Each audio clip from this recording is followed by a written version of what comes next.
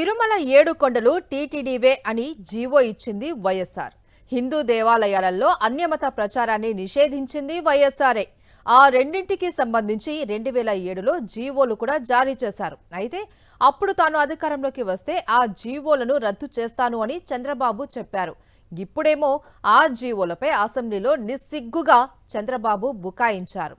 కల్తీ నెయ్యి పాపం టీడీపీ ముఠా నిర్వాహకమే అని తేలడం, ఆధారాలతో సహా అడ్డంగా చంద్రబాబు బృందం దొరికిపోవడంతో బాబోరి కపట నాటకం బెడిసికొట్టింది. టీటీడీ జీవోల విషయంలో నాడు చంద్రబాబు వ్యాఖ్యలు, ఇప్పుడు అసెంబ్లీలో ఆయన బుకాయింపు మాటలు వీడియో సాక్ష్యాధారాలతో సోషల్ మీడియాలో వైరల్గా మారాయి. మోసానికి ప్యాంటు చొక్కా వేస్తే అది చంద్రబాబు. ఇవి మాజీ సీఎం వైఎస్ జగన్ చెప్పిన మాటలు. అవి నిజమేనని శాసనసభ వేదికగా మరోసారి రుజువైంది. ప్రపంచవ్యాప్తంగా కోట్లాది మంది భక్తులు అత్యంత పవిత్రంగా భావించే తిరుమల లడ్డూ ప్రసాదంలో జంతు కొవ్వు కలిసిందంటూ చంద్రబాబు చేసిన దుష్ప్రచారంలో ఏ మాత్రం నిజం లేదని సిబిఐ తన ఛార్జ్షీట్లో తేల్చేసినా ఆయన ఏ మాత్రం పశ్చాత్తాపం చెందలేదు.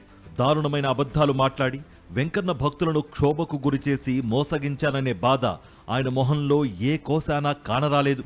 2014-19 మధ్య టీటీడీకి కిలో 278కే ఇందాపూర్ డైరీ నెయ్యి సరఫరా చేసిన దానిపై, అలాగే ఇప్పుడు ఏకంగా కిలో నెయ్యి 658 రూపాయల చొప్పున సరఫరా కాంట్రాక్ట్ అప్పగించడం పైన సమాధానం లేదు. ఇక ఇందాపూర్ డైరీని హెరిటేజ్ మ్యానుఫ్యాక్చరింగ్ యూనిట్ గా కొద్ది రోజుల క్రితం వరకు హెరిటేజ్ వెబ్సైట్ లోనే చూపిన దానిపై, అనంతరం గుట్టుచప్పుడు కాకుండా కో మ్యానుఫ్యాక్చరింగ్ యూనిట్ గా మార్చేయడం పైన సమాధానం లేదు.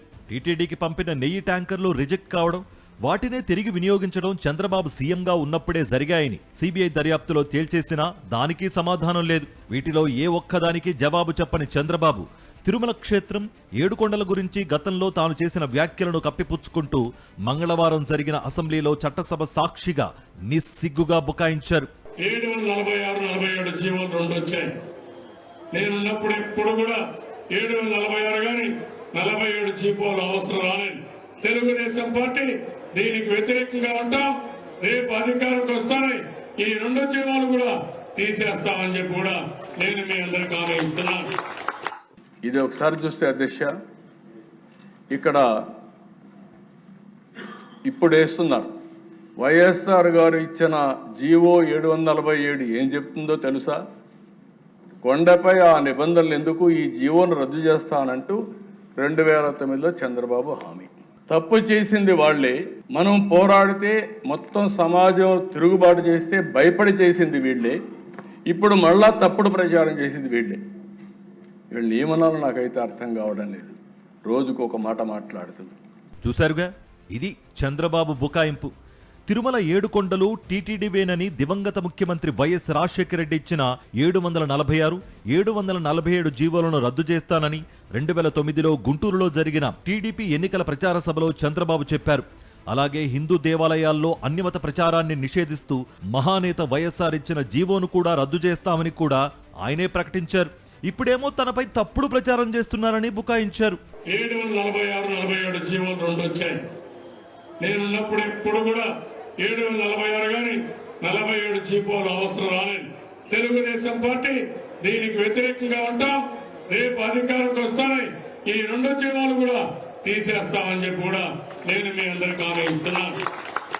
ఇది ఒకసారి చూస్తే అధ్యక్ష, ఇక్కడ ఇప్పుడు వేస్తున్నారు. వైఎస్ఆర్ గారు ఇచ్చిన జీవో 747 ఏం చెప్తుందో తెలుసా?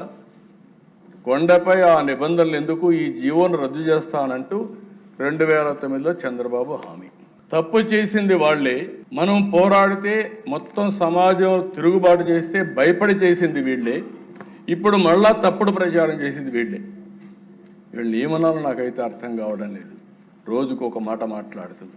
తిరుమల లడ్డూ ప్రసాదం కోసం కల్తీ నెయ్యి సరఫరా మహాపచారం టీడీపీ సిండికేట్ నిర్వాకమేనని బట్టబయలు కావడంతో చంద్రబాబు గొంతులో పచ్చి వెలక్కాయ పడింది. కల్తీ దందా మహాపచారం పచ్చముఠా పనేనని ఆధారాలతో సహా నిగ్గు తేలడంతో చంద్రబాబు అసెంబ్లీలో అడ్డంగా బుకాయించి ప్రజలను మభ్యపెట్టేందుకు పడరాని పాట్లు పడ్డారు. కానీ దాచేందుకు ప్రయత్నిస్తున్న కొద్దీ టీడీపీ కల్తీ నెయ్యి కంపు మరింతగా బయటపడుతోంది. కల్తీ నెయ్యి సరఫరా వ్యవహారం సాగిందంతా 2024 జూన్లో టీడీపీ కూటమి ప్రభుత్వం అధికారంలోకి వచ్చిన తరువాతే అన్నది తేదీలతో సహా వెలుగులోకొచ్చింది. కల్తీ అని నిర్ధారణ అయినా సరే అదే నెయ్యిని తిరుమల ప్రసాదం కోసం సరఫరా చేసిన మహాపాపం టీడీపీ పాలకులదే అనేది నిగ్గుతేలింది.